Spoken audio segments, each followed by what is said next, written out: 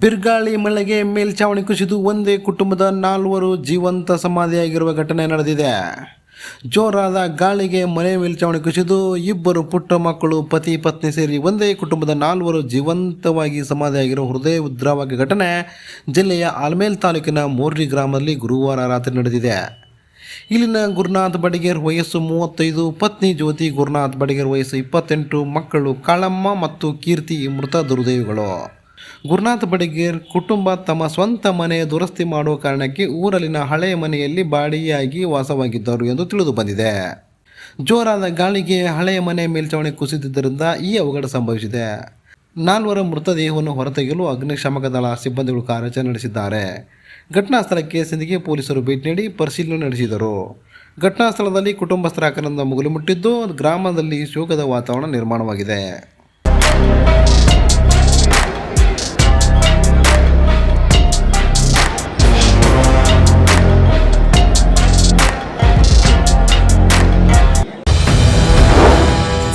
ಸುದ್ದಿಗಳ ಅಬ್ಬರದಲ್ಲಿ ನಿಮ್ಮ ಧ್ವನಿ ಎಲ್ಲೋ ಕಳೆದು ಹೋಗಿದೆಯೇ?